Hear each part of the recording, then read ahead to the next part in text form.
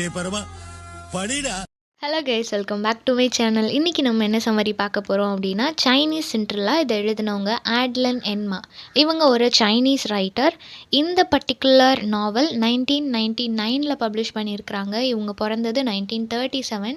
So இவங்க பிறந்ததுலேருந்து ஒரு 14 இயர்ஸ் 14 வயசு இவங்க வர்ற வரைக்கும் என்ன நடந்துச்சு, அவங்களோட ஃபேமிலியில் நடந்த அந்த சிச்சுவேஷனை வந்து டீட்டெயில்டாக இந்த நாவலில் மென்ஷன் பண்ணியிருக்கிறாங்க. ஸோ இது ஒரு ஆட்டோபயோகிராஃபிக்கல் ஒர்க். இந்த பர்டிகுலர் நாவலுக்கு நிறைய அவார்ட்ஸ், நிறைய மெடல்ஸ் வந்து வின் பண்ணியிருக்கிறாங்க.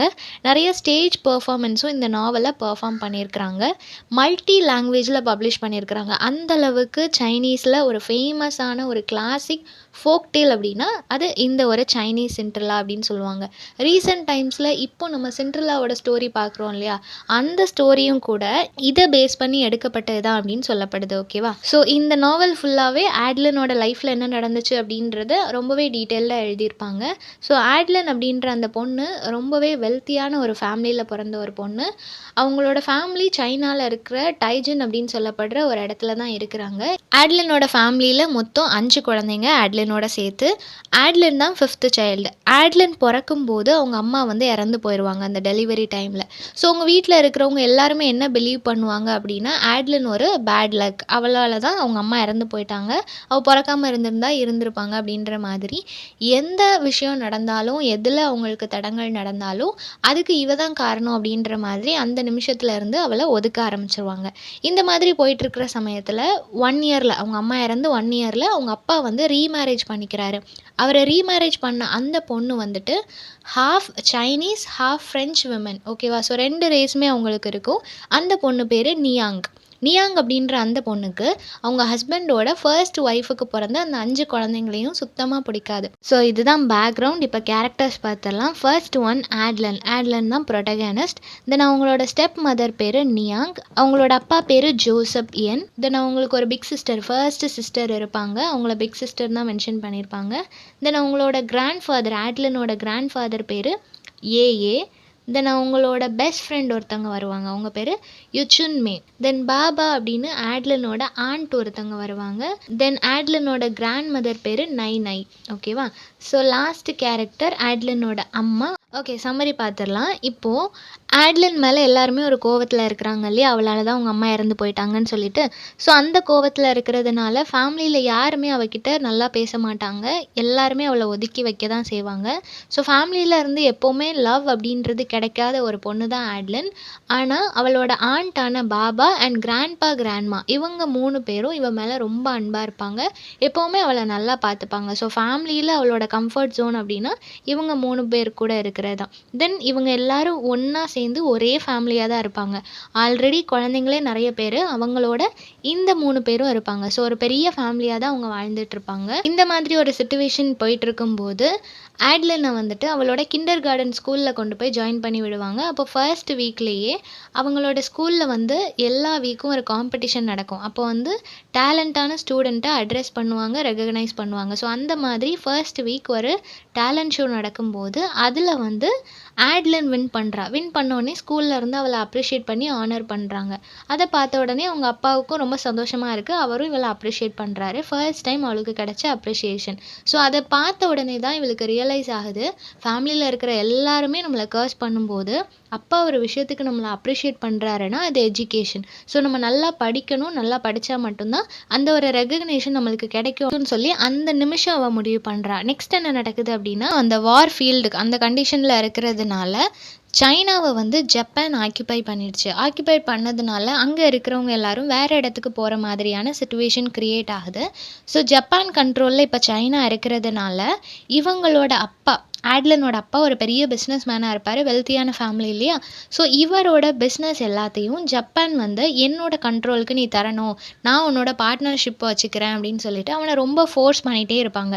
இவன் என்ன தான் ரெஃப்யூஸ் பண்ணியுமே இப்போ அவங்களோட ரூலிங் அப்படின்றதுனால அவங்க ஒன்று நீயா தரணும், இல்லை நானாக எடுத்துப்பேன் அப்படின்ற மாதிரி அவனை எப்பவும் த்ரெட்டன் பண்ணிகிட்டே இருக்கிறாங்க. தென் கொஞ்ச நாளில் இவர் வந்து யார்கிட்டையும் சொல்லிக்காமல் ஷங்கை அப்படின்ற இடத்துக்கு வந்து போயிடுறாரு. அங்கே போனதுக்கப்புறமா ஒரு செவரல் மந்த்ஸ் கழித்து அவரோட அவரோட ஒய்ஃபான நியாங் அண்ட் அவரோட ஃபர்ஸ்ட் சன் நியாங்குக்கு பிறந்த அந்த பையனையும் கூட்டிட்டு அங்கே போயிடுறாரு. யார்கிட்டேயும் எந்த இன்ஃபர்மேஷனும் கொடுக்கல. ஸோ மற்ற குழந்தைங்க இன்க்ளூடிங் அந்த செகண்ட் ஒய்ஃபுக்கு பிறந்த செகண்ட் சைல்டும் அங்கே தான் இருக்குது. எல்லா குழந்தைங்களையுமே அந்த கிராண்ட் பேரண்ட்ஸ் கிட்டேயும் அந்த ஆண்ட் கிட்டேயும் விட்டுட்டு அவங்க 3 பேரும் அங்கே போயிடுறாங்க. இப்போ அந்த குழந்தைங்க எல்லாத்தையும் அந்த கிராண்ட் பேரண்ட்ஸ் தான் வளர்த்துட்டு இருக்கிறாங்க. அந்த மாதிரியான ஒரு சுச்சுவேஷனில் அவளோட கிராண்ட் மதருக்கு வந்துட்டு ஸ்ட்ரோக் வந்துச்சு. ஸ்ட்ரோக் வந்ததுனால செவரல் மந்த்ஸ் அவங்க அதோட போராடுற மாதிரியான ஒரு சுச்சுவேஷன் இருக்குது. தென் ஒரு 6 வீக்கில் அவங்க வந்து இறந்து போயிடுறாங்க. இறந்து போனதுக்கு அப்புறமா டேட் வந்து அகெயின் சீக்ரெட்டாக இவங்க இருக்கிற அந்த இடத்துக்கு வராரு. ஏன்னா இப்போ அவர் இங்கே வர்றது தெரிஞ்சால் ஜாப்பனீஸ் பீப்புள் வந்துட்டு இவர் எதுவும் பண்ணுவாங்களோ, பிஸ்னஸில் எதுவும் பார்ட்னர்ஷிப் கேட்பாங்களோ, இல்லை பிஸ்னஸை இவங்க எடுத்துப்பாங்களோ அப்படின்னு சொல்லிட்டு ரொம்பவே சீக்ரெட்டாக அந்த இடத்துக்கு வராரு. இவரோட குழந்தைங்க எல்லாத்தையும் ஷாங்கைக்கு கூட்டிட்டு போகணும் அப்படின்றதுக்காக எல்லாரையுமே அங்கே சீக்ரெட்டாக கூட்டிட்டு போயிடுறாரு. அப்படி அவர் போகும்போதும் அட்லன் அண்ட் இன்னொரு பிரதரையும் விட்டுட்டு போயிடுறாரு. ஸோ அவங்க 2 பேரும் இந்த வீட்டில் தான் இருக்கிறாங்க. செவரல் மந்த்ஸ் அவங்க அவங்களோட ஆண்ட் அண்ட் கிராண்ட்பாவோட தான் இருக்கிறாங்க. நெக்ஸ்ட் என்ன நடக்குது அப்படின்னா, இப்போ அவளோட அப்பா வந்து அந்த மற்ற குழந்தைங்க எல்லாத்தையும் அந்த புது வீட்டுக்கு கூட்டிகிட்டு போனதுக்கப்புறம் அந்த குழந்தைங்க எல்லாரும் அந்த வீட்டை பார்த்த உடனே ஷாக் ஆயிடுறாங்க. ஏன்னா யாருமே எதிர்பார்க்கல அப்படி ஒரு லக்ஸூரியஸான ஒரு வீடு. ஆல்ரெடி அவங்க இருந்த வீட்டை விட ரொம்பவே ராயலாக இருக்குது. அந்த வீட்டை பார்த்த உடனே எல்லா குழந்தைங்களும் அப்படியே ஷாக் ஆகி போய் நிற்கிறாங்க. அந்த சமயத்தில் உடனே நியாங் அங்கே வரா. நியாங்னா அவங்களோட ஸ்டெப் மதர். அவங்க வந்து என்ன சொல்கிறாங்க அப்படின்னா, அவங்க எல்லாருக்குமே சில ரூல்ஸ் அண்ட் ரெகுலேஷன்ஸ் இருக்குது, அதை தான் நீங்கள் ஃபாலோ பண்ணணும் அப்படின்னு சொல்கிறாங்க. இவளோட அப்பாவுமே அவங்க அம்மா சைடு தான். அவங்க அம்மா என்ன சொல்கிறாங்களோ அதை தான் கேட்பாரு. இந்த குழந்தைங்கள அவருமே போட்டு டார்ச்சர் பண்ண தான் செய்வார். அந்த மாதிரியான ஒரு கண்டிஷனில் அவங்க என்ன சொல்லுவாங்கன்னா, உங்களுக்கான ரூல்ஸ் என்னெல்லாம் அப்படின்னா, நீங்கள் வந்து இந்த வீட்டில் இருக்கிற 3rd ஃப்ளோரில் ஒரு ரூம் இருக்குது. அந்த ரூம் தான் நீங்கள் எல்லாருமே ஷேர் பண்ணிக்கணும். நீங்கள் 5 பேருமே அங்கே தான் இருக்கணும். தென் 2nd ஃப்ளோரில் இருக்கிற அந்த ஒரு ராயலான ரூம் தான் இவளோட டேட் அண்ட் நியாங் அண்ட் அவளோட 2 குழந்தைங்க எல்லாரும் இருப்பாங்க. தென் என்ன சொல்லுவா அப்படின்னா, உங்களுக்கு ஸ்கூல்லையும் ஃப்ரெண்ட்ஸ் இருக்கக்கூடாது, பக்கத்து வீட்டில் அந்த மாதிரிலாம் எந்த ஃப்ரெண்ட்ஸும் இருக்கக்கூடாது. அப்படியே யாரும் இருந்தாங்கன்னாலும் அவங்கள நீங்கள் வீட்டுக்கு கூட்டிகிட்டு வரக்கூடாது, நீங்களும் அவங்க வீட்டுக்கு போகக்கூடாது. ஸோ யாரும் எங்கேயும் போகக்கூடாது. அப்படி நீங்கள் வந்து ஸ்கூலுக்கு போகிறதுக்கோ இல்லை வேறு எங்கேயோ போகிறதுக்கோ வெளியே போகிறீங்க அப்படின்னா அப்போது வந்து மெயின் டோரை யூஸ் பண்ணக்கூடாது. சர்வன்ட்ஸ் எல்லாரும் இருக்கிறதுக்காக ஒரு குவார்ட்டர்ஸ் வந்து பேக் சைடில் இருக்கும். அந்த பாதை வழியாக தான் நீங்கள் வெளியே போகணும் வரணுமே தவிர மெயின் டோரை வந்து நீங்கள் யூஸ் பண்ணக்கூடாது அப்படின்னு சொல்லுவாங்க. ஸோ அந்த மொமெண்ட் அந்த குழந்தைங்களுக்குலாம் ரியலைஸ் ஆகும். நம்ம எல்லாரையும் ஒரு செகண்ட் கிளாஸ் பீப்புள் மாதிரி தான் இந்த மதர் வந்து ட்ரீட் பண்ணுறாங்க. அவங்க நம்மளை அவங்களோட குழந்தைங்களா நினைக்கல அப்படின்றது வந்து அந்த மொமெண்ட் அவங்களுக்கு ரியலைஸ் ஆகுது, அவங்கள எந்த இடத்துல வச்சுருக்குறாங்க அப்படின்றது. இப்போ ஆட்லனோட ஃபர்ஸ்ட் டே ஸ்கூல், அவளை அந்த நியூ ஸ்கூலில் அவளை கொண்டு போய் விடணும். ஆனால் யாருக்குமே ஞாபகம் இல்லை ஆட்லனை வந்து இங்கே கூட்டிகிட்டு வரல, ஆட்லன் இன்னும் அந்த வீட்டில் தான் இருக்கிறா அப்படின்றது யாருக்குமே தெரியல. அவளை கூட்டிகிட்டு வர்றதுக்கும் யாரையுமே அரேஞ்ச் பண்ணி விடலை இவங்க அப்பா. ஸோ என்ன நடக்குது அப்படின்னா, அந்த வீட்டில் இருந்து ஒரு சர்வெண்ட் வந்து இங்கே வராரு. அவர் தான் சரி பார்க்க ரொம்ப பாவமாக இருக்கே அப்படின்னு சொல்லிட்டு அந்த குக் தான் இவளை வந்துட்டு அவரோட சைக்கிளில் வச்சு கூட்டிகிட்டு வராரு. இந்த வீட்டில் கொண்டு போய் விட்டுறாரு. அப்படி விட்டதுக்கப்புறமா இவளை வந்து ஸ்கூலுக்கு கூட்டிகிட்டு போய் ஸ்கூலில் விட்டுறாங்க. ஸ்கூலுக்கு வந்து ஸ்கூல் முடிஞ்சதுக்கப்புறமா ஈவினிங் டைமில் அவளை பிக் பண்ணுறதுக்கு யாருமே வரல. ஸோ யாருமே வரலன்றப்போ அவளும் வெயிட் பண்ணிகிட்டே இருக்கிறா. இதில் ரொம்ப பேத்தட்டிக்கான ஒரு கண்டிஷன் என்ன அப்படின்னா, யாருக்குமே ஞாபகம் இல்லை அவள் ஸ்கூலுக்கு போயிருக்கிறா, அவளை திரும்ப கூட்டிகிட்டு வரணும் அப்படின்றது யாருக்குமே ஞாபகம் இல்லை. யாருமே அவளை நினைக்கல. அந்த மாதிரியான ஒரு சிச்சுவேஷனில் அவளுக்கு இப்போ 6 வயசு. ஸோ ரொம்ப சின்ன பொண்ணு, 1st ஸ்டாண்டர்ட் படிக்கிற கேர்ள். ஸோ அந்த பொண்ணு ரொம்ப நேரம் அவங்க வெயிட் பண்ணிகிட்டே இருக்கிறா. கொஞ்சம் இருட்ட ஸ்டார்ட் பண்ணதுக்கப்புறமா அவளே வெளியே வந்து நடக்க ஆரம்பிக்கிறா. ஒரு இடத்துல அவள் வந்து ஃபோனை பார்த்த உடனே அங்கே போயிட்டு அவங்க அப்பாவுக்கு கால் பண்ணுறா. இந்த மாதிரி நான் ஸ்கூலில் வெயிட் பண்ணிகிட்ருக்கிறேன், என்னை கூப்பிட வாங்கன்னு சொன்னதுக்கப்புறம் அதுக்கப்புறம் தான் அவங்க அப்பா வந்து இருட்டானதுக்கப்புறம் அவளை வந்து கூப்பிட வராரு. ஸோ இந்த மொமெண்ட் ஆட்லனுக்கு என்ன ரியலைஸ் ஆகுது அப்படின்னா, அவளோட ஆண்டான அந்த பாபா அப்படின்றவங்கள தவிர வேறு யாரும் என்னை தேட மாட்டாங்க அப்படின்னு சொல்லி நினைக்கிறா. நெக்ஸ்ட்டு செவரல் மந்த்ஸுக்கு அப்புறமா அந்த ஊரில் இருந்த அந்த லிட்டில் சிஸ்டர் லாஸ்ட் குழந்தை இருக்குது இல்லையா, அந்த குழந்தையும் இங்கே கூட்டிகிட்டு வந்துடுறாங்க. அந்த குழந்தைக்கு வந்து இன்னமும் இவ தான் நம்மளோட அம்மா அப்படின்னு சொல்லிட்டு நியாங்க அதால் ஐடென்டிஃபை பண்ண முடியல. ஏன் அப்படின்னா, அது பிறந்ததுலேருந்தே அந்த கிராண்ட் பேரண்ட்ஸ் அண்ட் ஆண்ட்டோட தான் இருந்ததுனால நியாங்க பார்த்தா அம்மானே அது சொல்ல மாட்டிருக்கு. ஸோ அந்த ஒரு கோவம் வந்து நியாங்க்கு எப்போவுமே இருக்கும். தென் அந்த குழந்தை வந்து எப்போவுமே நியாங் கிட்டேயே வராது, அவளை அம்மான்னு சொல்லாது. ஸோ அந்த ஒரு கோவம் நியாங்க்கு இருக்கிறதுனால அவள் வந்து அந்த குழந்தைய போட்டு அடிக்க ஆரம்பிச்சிடுறா. இதை பார்த்த உடனே அங்கே இருக்கிற மற்ற குழந்தைங்க எல்லாமே பெரிய பிள்ளைங்களா இருந்தாலும் யாருமே அவங்க அம்மாவை ஸ்டாப் பண்ணவே இல்லை. பட் ஆட்லன் மட்டும் அவளால தாங்க முடியல. ஒரு குழந்தைய போட்டு இப்படி அடிக்கிறாங்களே அப்படின்னு சொல்லிட்டு சத்தம் போட்டு அவங்க அம்மாவ, "நீங்க அடிக்காதீங்க. அது ஒரு குழந்தைன்றது உங்களுக்கு தெரியலையா?" அப்படின்னு சொல்லிட்டு ஸ்டாப் பண்ண சொல்றா. ஸோ அந்த மொமெண்ட் நியாங்கோட அந்த அட்டென்ஷன் வந்து ஆட்லின் பக்கம் திரும்புது. ஆட்லின வந்து மத்த எல்லா குழந்தைங்கள விட ஒரு எக்ஸ்ட்ராவாவே டார்ச்சர் பண்ண ஸ்டார்ட் பண்றா. நெக்ஸ்ட் என்ன நடக்குது அப்டின்னா, இப்ப அவளோட அப்பாவும் சரி, இந்த ஸ்டெப் மதரும் சரி, எப்பவும் இந்த ஸ்டெப் சில்ட்ரன்ஸ வந்து ரொம்பவே டார்ச்சர் பண்ணிட்டே இருப்பாங்க. அவங்களுக்கு தேவையான பேசிக் நீட்ஸ கூட அவங்களுக்கு ப்ராப்பரா குடுக்க மாட்டாங்க. லைக் அவங்களோட பஸ் ஃபேரா இருக்கட்டும், ஸ்கூலுக்கு போணும் அப்டின்னா ரொம்ப தூரம் அவங்க நடந்து போக வேண்டியதா இருக்கும். நடந்து போங்க, நெறைய மைல்ஸ் ஆனா என்ன, நீங்க எல்லா தூரமும் நடந்து போங்க அப்டின்ற மாதிரி சொல்லிருவாங்க. பஸ்ஸுக்குலாம் எதுவுமே காசு குடுக்க மாட்டாங்க. ஸோ அவங்களோட ஸ்டடீஸ்க்கு ஏதாவது வேணும், புக்ஸ் வாங்கணும், இந்த மாதிரி எதுக்குமே அவங்க அமௌண்ட் குடுக்க மாட்டாங்க. ஸோ ரொம்பவே பாவர்ட்டில அந்த ஸ்டெப் சில்ட்ரன் எல்லாருமே வளருவாங்க. ஈவன் அவங்களோட அப்பா வந்து ஒரு பெரிய பிசினஸ் மேனா இருந்தாலுமே. தென் இந்த 5 குழந்தைங்களுமே எங்கேயாவது போனாங்க அப்டின்னா, அவங்கள பார்த்து எல்லாருமே சிரிக்க தான் செய்வாங்க. டீஸ் பண்ணுவாங்க. எதுக்காகன்னா, அவங்களோட காஸ்டியூம், அவங்களோட ட்ரெஸ் வந்து ரொம்பவே வர்ஸ்ட்டான, சாபியான ஒரு ட்ரெடிஷ்னல் அவுட்ஃபிட் மாதிரி ரொம்ப வர்ஸ்ட்டா இருக்கும். அப்ப இருக்கிற லேட்டஸ்ட் ட்ரெண்ட்லலாம் குடுக்காம, பழைய ட்ரெஸ்ஸ தான் அவங்களுக்கு எப்பவுமே போட்டு விடுவாங்க அவங்க அம்மா. அத பார்க்கும்போது எல்லாருமே அவங்கள கிண்டல் பண்ண தான் செய்வாங்க. பட் அவங்களோட அந்த 2 குழந்தைங்களுக்கு மட்டும் ரொம்பவே ஹை குவாலிட்டில ரொம்ப எக்ஸ்பென்சிவான மாடர்ன் கிளாத்ஸ் எல்லாம் வியர் பண்ணி விடுவாங்க. ஸோ அது வந்து அவங்களோட ப்ரிவிலேஜ காட்டணும் அப்படின்னு சொல்லி நெனப்பாங்க.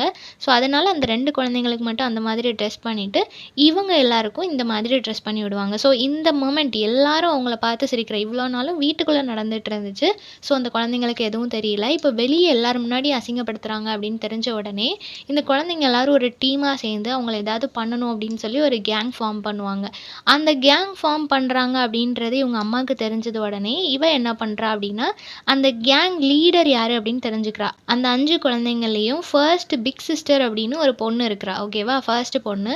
ஸோ அந்த பொண்ண வந்து எப்படியாவது பேசி அவள விலைக்கு வாங்கிட்டோம் அப்படின்னா, இந்த டீம கலைச்சு விட்டுறலாம். இந்த சின்ன பிள்ளைங்கலாம் சேர்ந்து ஒண்ணும் செய்ய போறதில்ல அப்படின்னு சொல்லிட்டு, அந்த பிக் சிஸ்டர மட்டும் கூப்பிட்டு, நியாங் வந்து நீ வந்து எங்கள மாதிரியே இந்த லக்ஸூரியஸ் எல்லாத்தையும் நீயும் அனுபவிச்சுக்கலாம். இந்த வெல்த் எல்லாம் உனக்கும் சேர்த்து தான். எங்களோட சேர்ந்து அந்த 2ண்ட் ஃப்ளோர்ல நீயும் இருக்கலாம். உனக்கு என்ன வேணாலும் நான் வாங்கி தரேன் அப்படின்னு சொல்லிட்டு, அவள ரொம்ப ஆசையா பேசி அவள வந்து அவ சைடு இழுத்துப்பா. ஸோ அந்த பிக் சிஸ்டரும் அவளோட பேச்ச கேட்டு இந்த வெல்த்துக்கு ஆசைப்பட்டு, அவளோட சொந்த சிப்லிங்ஸ்க்கே துரோகம் பண்ற மாதிரி, இவங்க எல்லாரையும் கழட்டி விட்டுட்டு, அவளோட அந்த ஸ்டெப் மதர் கூட சேர்ந்துட்டு இந்த குழந்தைங்களுக்கு துரோகம் பண்ண ஆரம்பிச்சுருவா. நெக்ஸ்ட் என்ன சொல்றாங்க அப்படின்னா, இப்போ வீட்ல வந்து இவ்ளோ டெரிஃபிக்கா, இவ்ளோ ஹாரிஃபிக்கா ரொம்ப வொர்ஸ்ட்டான ஒரு கண்டிஷன்ல இருந்தாலும், ஆட்லன் வந்து அவளோட ஸ்டடீஸ்ல ரொம்பவே கான்சன்ட்ரேட் பண்ணுவா. ரொம்ப நல்ல இன்டெலிஜென்ட்டான ஒரு ஸ்டூடெண்ட்டா வளர்றா.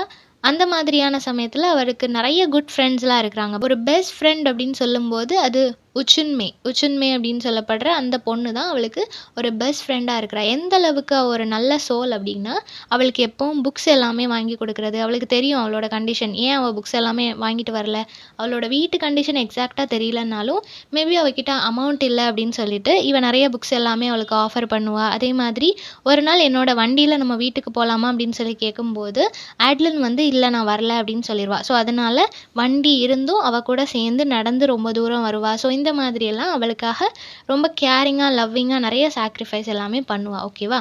ஸோ அந்த அளவுக்கு ஒரு நல்ல ஃப்ரெண்ட் அவளுக்கு கிடைப்பாங்க. நெக்ஸ்ட் என்ன நடக்குது அப்படின்னா, இப்போ வேர்ல்டு வார் 2 நடக்கும்போது சைனா வந்து ஜப்பான டிஃபீட் பண்ணிட்டு. ஸோ அகெயின் சைனீஸ் மக்கள் அவங்களோட ஃப்ரீடம், அவங்களோட லிபர்ட்டி எல்லாத்தையும் அவங்களுக்கு கிடைச்சிருச்சு. ஸோ இப்போ dad and big sister and அவங்களோட அந்த 2 பசங்க நியாங் எல்லாரும் சேர்ந்து அவங்களோட சைனால இருக்கிற அந்த வீட்டுக்கு போறாங்க. இப்போ அவங்களோட பேரண்ட்ஸ் வந்து அந்த டான்ஜின் அந்த ஹவுஸுக்கு போனதுனால, இந்த ஷாங்கைல இருக்கிற இந்த ஹவுஸ் வந்து ரொம்பவே பீஸ்ஃபுல்லா இருக்கு, ப்ளசன்ட்டா இருக்கு. இவ்ளோ நாளும் அரகன்ட்டா அவங்க அம்மா பண்ணிட்டு இருந்த அந்த ரூலிங் எதுவும் இல்லாததுனால ரொம்பவே ப்ளசன்ட்டா இருக்கு. ஸோ ஆட்லன் வந்து இப்போ கொஞ்ச நாள் நம்ம நிம்மதியா இருக்கலாம் அப்படின்னு நெனச்சாலும், அவளோட கூட பொறந்த அவளோட பிரதர்ஸே அவள ரொம்ப டார்ச்சர் பண்றாங்க. ஏன்னா ஃபேமிலில எப்பவுமே அவள புடிக்காது இல்லையா? அவ ரொம்ப பேட் லக் அப்படின்னு தானே நெனப்பாங்க. ஸோ அதனால அவங்க எல்லாரும் இவள டார்ச்சர் பண்றாங்க. ஸோ அந்த மாதிரியான சமயத்துல அவளோட 3rd பிரதர் அண்ட் அவளோட கிராண்ட்பா 2 பேர் கூடயும் ரொம்ப க்ளோஸ் ஆகுறா. 2 பேரும் இவகிட்ட நல்லா பேசுறாங்க. ஸோ ஒரு செவரல் மந்த்ஸுக்கு அப்புறமா அவளோட ஃபேமிலி வந்து அம்மா, அப்பா எல்லாரும் அந்த பிள்ளைங்களோட ரிட்டர்ன் ஆகுறாங்க. அப்படி ரிட்டர்ன் ஆகும்போது எல்லா குழந்தைங்களுக்குமே சின்ன சின்ன வாத்து எல்லாமே வாங்கிட்டு வந்திருக்கிறாங்க. அது எல்லா குழந்தைங்களுக்கும் ஒண்ணு ஒண்ணு குடுக்குறாங்க. அந்த டக்க பார்த்த உடனே ஆட்லனுக்கு ரொம்ப சந்தோஷம். ஏன்னா அவளோட லைஃப் டைம்ல அவளுக்கு கிடைச்ச ஃபர்ஸ்ட் கிஃப்ட். ஸோ அதை பார்த்த உடனே அவளுக்கு அவ்வளோ சந்தோஷமாக இருக்குது. அந்த டக்குக்கு ஒரு நேம் வைக்கிறா. என்ன அப்படின்னா ப்ரீஷியஸ் லிட்டில் ட்ரெஷர் அப்படின்னு சொல்கிறா. ஸோ அதை வந்து ஷார்ட்டாக பிஎல்டி அப்படின்னு கூப்பிடுறா. அதுக்கு ரொம்ப லவ் அண்ட் கேர் கொடுத்து அதை அவ்வளோ பத்திரமா பார்த்துக்கிறா. அவங்க அப்பா வந்து ஒரு ஜெர்மன் ஷெப்பர்ட் டாக் வச்சுருப்பாங்க. அந்த டாக் வந்து அதோட விளையாடும் போது அதுக்கு என்ன பண்ணுறாங்க அப்படின்னா ஒரு டக்கை சூஸ் பண்ணி அந்த டக்கை இந்த டாக் கேட்ச் பண்ணுதான்னு பார்க்கலாம் அப்படின்னு சொல்லிட்டு இவர் ஒரு கேம் மாதிரி ஃபன்னாக பண்ணணும் அப்படின்னு சொல்லி பண்ணுவார். அப்போ இந்த டாக் வந்து கரெக்டாக அட்லனோட அந்த ஒரு பிஎல்டி அப்படின்ற அந்த டக்கை வந்து சூஸ் பண்ணிடும். ஆட்லன் இதை தூரத்துல இருந்து பார்த்துட்டு இருப்பா. அவளுக்கு ஒன்றும் புரியாது. சடனாக என்ன ஆகும் அப்படின்னா அந்த டாக் போய் அந்த டக்கை கவ்வி அதை வந்து கொலை பண்ணிடும். அது செத்தும் போயிடும். இதை அப்படியே கண்ணு முன்னாடி பார்த்துட்டு இருந்த அட்லன் வந்து அப்படியே உடஞ்சி போயிடுவா. அவளால் அதை தாங்கிக்கவே முடியாது. இவ்வளோ நாள் அவள் கூட இருந்த அந்த கம்பேனியன் இல்லாமல் போச்சு அப்படின்னு சொல்லி ரொம்ப உடஞ்சி போயிடுவா. ஒரு 2 இயர்ஸ் கடந்து போனதுக்கு அப்புறமா இப்போ நியாங் வந்து ஆட்லனோட ஃபர்ஸ்ட் சிஸ்டர், அந்த பிக் சிஸ்டர் இருக்கிறாங்க இல்லையா, அவங்களுக்கு மேரேஜ் அரேஞ்ச் பண்ணியிருப்பாங்க. அதில் என்ன ட்விஸ்ட் அப்படின்னா அவர் வந்து அந்த பிக் சிஸ்டரோட ஏஜை விட ட்வைஸ் அவர் கூட இருப்பார். ஸோ ரொம்பவே ஏஜ் டிஃப்ரெண்ட்டான ஒரு டாக்டர் மாப்பிள்ளையே பார்த்துருப்பாங்க. ஸோ இதை பார்த்த உடனே அட்லனுக்கு ரொம்பவே பயமாயிரும். அப்போ ஃப்யூச்சரில் நம்மளுக்கும் இந்த மாதிரி ரொம்ப ஏஜ்டான ஒரு பர்சனை தான் நியாங் வந்து கல்யாணம் பண்ணி கொடுப்பாங்க அப்படின்னு சொல்லிட்டு இவ ரொம்பவே பயந்து போயிடுவா அவளோட லைஃப்பை நினச்சி.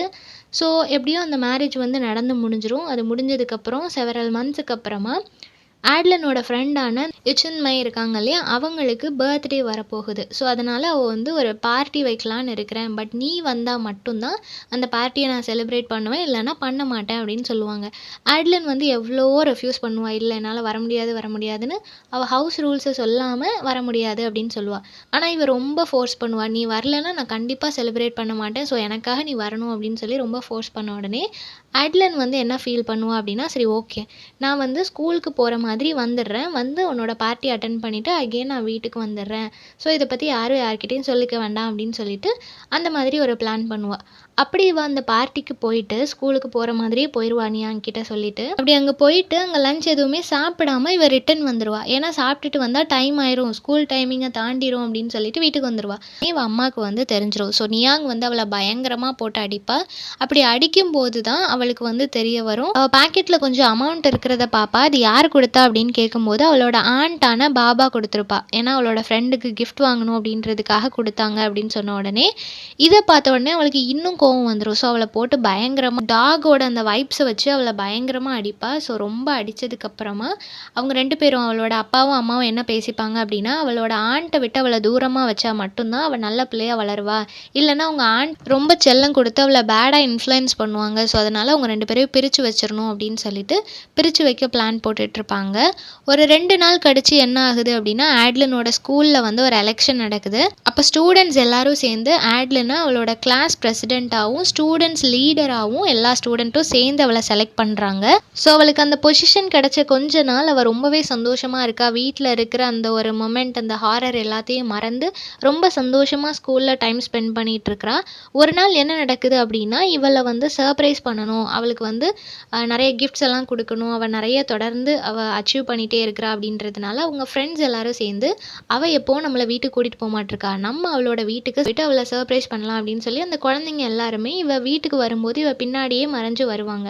வந்து கரெக்டாக இவள் வீட்டுக்கு வந்தோடனே எல்லா குழந்தைங்களும் கத்தி ஆர்ப்பாட்டம் பண்ணி அவளை சர்ப்ரைஸ் பண்ணுறேன் அப்படின்னு சொல்லி எல்லாரும் கிஃப்ட்ஸோடு வந்து அவகிட்ட கிஃப்ட் கொடுக்கும்போது அந்த என்விரான்மெண்ட்டை பார்த்த உடனே இவளோட அம்மா வந்துட்டு நியாங் வந்து வேகமாக அங்கேருந்து ஓடி வந்து அவளுக்கு பயங்கரமாக கோவம் வந்துடும். நான் இப்படி வரக்கூடாதுன்னு சொல்லியிருக்கேன் தானேன்னு சொல்லிட்டு அந்த குழந்தைங்க முன்னாடியே அட்லனை போட்டு ரொம்ப அடிப்பா. அவள் அவ்வளோ வேகமாக அடிக்கிறதுனால அவளோட உடம்புல இருந்து ரத்தமே வர ஆரம்பிச்சிரும். ஸோ இதை பார்த்த உடனே அட்லன் அவளோட ஃப்ரெண்ட்ஸ் எல்லாத்தையும் தயவு செஞ்சு வீட்டுக்கு போங்க அப்படின்னு சொல்லி அனுப்பி வச்சிருவா. அந்த கிஃப்ட்ஸ் எல்லாத்தையும் வாங்கி அதை ட்ராஷ் கேனில் போடு, உடனே இப்போ நீ போடணும் அப்படின்னு சொல்லி அவளை கம்பல் பண்ணி அந்த கிஃப்ட்ஸ் எல்லாத்தையும் போட வச்சுருவாங்க.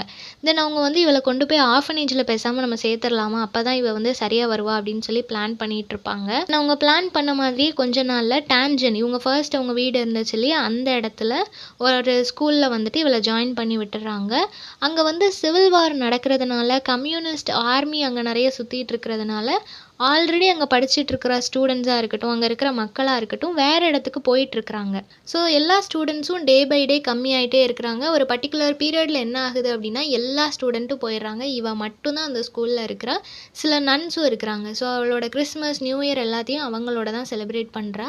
ஸோ இவளை பார்த்த நியாங்கோட சிஸ்டரான ரெனி அப்படின்ற ஒரு பொண்ணு அவளோட ஹஸ்பண்ட், அவளோட சில்ட்ரன் எல்லாரோட ஹாங்காங்க்கு ட்ராவல் பண்ணிட்டு இருப்பாங்க. அப்போ இவள வந்து அங்க பார்க்குறாங்க.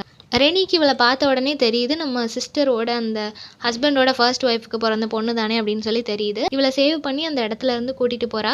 அவங்க எல்லாருமே ஷிப்ல ஹாங்காங்க்கு போறாங்க. எதுக்காக அப்படின்னா, ஆல்ரெடி நியாங் வந்து அந்த ஃபேமிலியோட அங்க ஷிஃப்ட் ஆயிட்டாங்க ஹாங்காங்க்கு. ஸோ அதனால அந்த இடத்துக்கு இவங்களும் போறாங்க. அங்க கொண்டு போய் இவள விட்டுறலாம் அப்படின்னு சொல்லிட்டு எல்லாரும் சேர்ந்து போறாங்க.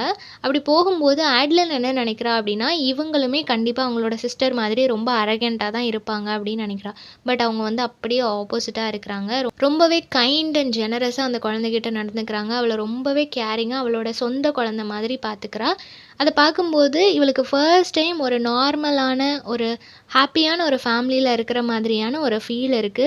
தென் இப்போ ஷிப் வந்து கரெக்ட்டா ஹாங்காங்க்கு வந்ததுக்கப்புறமா இவள வந்து அவ ஃபேமிலியோட விட்டுர்றாங்க.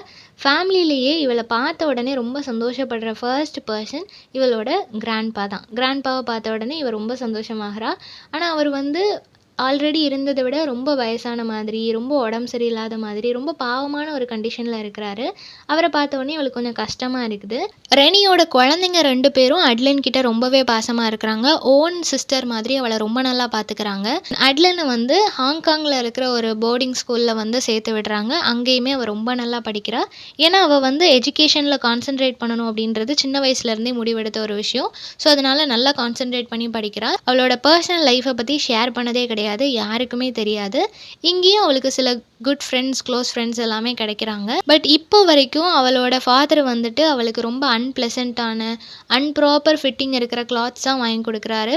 அவள் பார்க்குறதுக்கு ரொம்ப ஒன்றும் இம்ப்ரெசிவாக இல்லைனாலும் அவள் ரொம்ப இன்டெலிஜென்ட்டாக, ரொம்ப டேலண்டடான ஒரு கேர்ளாக இருக்கிறா. அந்த ஒரு விஷயம் எல்லாத்தையுமே அட்ராக்ட் பண்ணுது. ஒரு நாள் என்ன நடக்குது அப்படின்னா, அவளோட பேரண்ட் கிட்ட அவள் ரொம்பவே பெக் பண்ணுறா. நான் வந்து ஸ்கூல் வந்து நல்லா படித்து முடிச்சிட்டேன், நல்ல மார்க்ஸ் எடுத்திருக்கிறேன், என்னை காலேஜ் படிக்கிறதுக்காக இங்கிலாந்துக்கு அனுப்பி வைங்க, தயவு செஞ்சு என்னை அனுப்புங்க அப்படின்னு சொல்கிறா. எந்த நம்பிக்கையில் கேட்குறா அப்படின்னா, அவளோட பிரதர்ஸ் 2 பேர் ஆல்ரெடி அங்கே காலேஜில் படிச்சுட்டு இருப்பாங்க. ஸோ அவங்கள நீங்கள் படிக்க வச்சுருக்கிறீங்க இல்லையா, ஸோ என்னையும் படிக்க வைங்க அப்படின்னு சொல்லி ரொம்ப பெக் பண்ணுறா. பட் அவளோட பேரண்ட்ஸ் வந்து அலோவ் பண்ணவே இல்லை. கண்டிப்பாக முடியாது அப்படின்னு சொல்லிடுறாங்க. இவளுக்கு வந்து மெடிசன் படிக்கணும் அப்படின்னு சொல்லி ரொம்ப ஆசை இருக்கும். தென் அந்த ஒரு டேர்ம் அவள் படிச்சுட்டு இருக்கிற அந்த ஒரு கிளாஸில் அந்த டேர்ம் முடியும் போது அவளுக்கு நிமோனியா வந்துடுது. ஸோ ஹாஸ்பிட்டலைஸ்ட் ஆயிடுறா. ரொம்ப நாள் ஹாஸ்பிட்டலில் இருக்கிறா. தென் ரொம்ப நாள் வீட்டில் இருக்கிறா, பெட் ரெஸ்ட் எடுக்கிறா. அப்படி வீட்டில் நிறைய நாள் டைம் ஸ்பெண்ட் பண்ணிட்டு இருக்கும்போது அவளோட கிராண்ட்பா அண்ட் அவளோட தேர்ட் பிரதர் 2 பேர்கிட்டையும் பேசுகிறா. அப்படி பேசும்போது அவள் என்ன சொல்கிறா அப்படின்னா, அவளோட லைஃப்பை நினச்சி எனக்கு பயமாக இருக்குது, எனக்கு ஃப்யூச்சரே இல்லையோன்னு எனக்கு தோணுது, நான் நினச்சது எதுவுமே எனக்கு கிடைக்க மாட்டுக்கு, ஸோ கண்டிப்பாக நான் ஃப்யூச்சரில் நல்லா இருக்க மாட்டேனோன்னு எனக்கு தோணுது அப்படின்ற மாதிரி அவளை ரொம்ப இன்ஃபீரியராக, ஒரு ஃப்ரஸ்ட்ரேட்டட் மைண்ட் செட்டில் அவள் பேசுகிறா. இதை கேட்ட உடனே அவளோட கிராண்ட்பா சொல்கிறாரு, நீ ஏன் இந்த மாதிரி நினைக்கிற, உங்கள் அப்பா அம்மா கிட்ட கேட்டால் அது கிடைக்கல அப்படின்னதும் உனக்கு எதுவுமே கிடைக்காது, நீ எப்படி முடிவு பண்ணலாம், உன்னோட லைஃப்பை நீ தான் கண்ட்ரோல் பண்ணணும், நீ தான் உனக்காக எல்லாமே பண்ணணுமே தவிர நீ யாரையும் டிபெண்ட் பண்ணி இருக்கக்கூடாது, உன்னோட லைஃப்பில் நீ என்ன ஆகணும் அப்படின்றத நீ முடிவு பண்ணு, நீ கண்ட்ரோல் பண்ணு அப்படின்னு சொல்கிறாரு. ஸோ அந்த ஒரு மொமெண்ட் அவள் ரியலைஸ் பண்ணுறா. அவளுக்கு என்ன வேணும் அப்படின்றத அவள் தான் சூஸ் பண்ணணும், அவள் தான் அதுக்கான எல்லா ஸ்டெப்ஸையுமே எடுக்கணும். இவ ஒரு நல்ல பொசிஷனுக்கு வந்துட்டா அப்படின்னா அவளோட தாத்தாவையும் அவளால் பார்த்துக்க முடியும் அப்படின்றது அவளுக்கு தெரியுது. ஸோ அதுக்காகவாது ஏதாவது பண்ணணும் அப்படின்னு சொல்லி பிளான் பண்ணுறா. இப்போ அவளோட பேரண்ட் வந்து அகெயின் அவளை ஸ்கூலில் கொண்டு போய் விட்டுட்டாங்க. பட் இன்னும் நெக்ஸ்ட்டு டேர்ம் ஸ்டார்ட் ஆகிறதுக்கு கொஞ்சம் வீக்ஸ் இருக்குது. ஸோ அதனால் இப்போதைக்கு அவளுக்கு படிக்கிறதுக்கு எதுவும் இல்லை. என்ன பண்ணலாம் அப்படின்னு யோசிக்கும்போது ஒரு இன்டர்நேஷ்னல் ப்ளே ரைட்டிங் கான்செர்ட் ஒன்று நடக்குது. அந்த கான்செர்ட்டை பார்த்த உடனே அதில் பார்ட்டிசிபேட் பண்ணணும் அப்படின்னு சொல்லி முடிவு பண்ணுறா. ஸோ அதில் ஜாயின் பண்ணுறா. சின்ன வயசுலேருந்தே இவளுக்கு எழுதுறதுக்கு நல்லா வரும் அப்படின்றது அவளுக்கு தெரியும். ஸோ அதனால் நம்ம பார்ட்டிசிபேட் பண்ணுவோம், கிடைச்சா ஓகே, கிடைக்கலனாலும் ஓகே அப்படின்னு சொல்லிட்டு அதில் பார்ட்டிசிபேட் பண்ணுறா. அதில் எழுதுறா. அதில் என்ன எழுதுறா அப்படின்னா, அவளோட சைல்ட்ஹுட் டேஸில் ரொம்பவே பேத்தட்டிக்கான அவளோட லைஃப்பை பற்றி ஃபுல்லாக எழுதுறா. எழுதி முடிச்சுட்டு அந்த ஒரு ப்ளேயை வந்து நான் என்னோட கிராண்ட்பாவுக்கு நான் டெடிகேட் பண்ணுறேன் அப்படின்னு எழுதிட்டு ஜட்ஜ்மெண்ட்காக அந்த ப்ளேயை வந்துட்டு அனுப்பி வச்சிடுறா. அனுப்பி வச்சதுக்கப்புறம் ஒரு 6 மந்த்ஸ் அவள் அதை பற்றி யோசிக்கவே இல்லை. அதுக்கு என்ன ரிசல்ட் வந்துட்டா எதையுமே அவள் யோசிக்கவே இல்லை.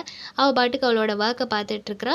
அந்த டைம் பீரியடில் வந்து அவளோட கிராண்ட்பா வந்து இறந்து போயிடுறாரு. ஸோ அவளோட கிராண்ட்பாவோட அந்த ஃபியூனரல் அட்டன் பண்ணுறா. இவள் மட்டும்தான் அழுவுறா, வேறு யாருமே அங்கே அழலை. ரொம்பவே ஃபியூ பீப்புள் தான் வந்திருக்கிறாங்க. இவள் மட்டும் ரொம்ப அழுதுட்டு இருக்கிறா. நெக்ஸ்ட் என்ன நடக்குது அப்படின்னா, நியாங் வந்து அவளோட அப்பா கிட்ட சொல்கிறா, இதுக்கப்புறம் அந்த குழந்தைங்களுக்கு நீங்கள் ஃபீஸ் கட்டக்கூடாது அப்படின்ற மாதிரி சொல்கிறா.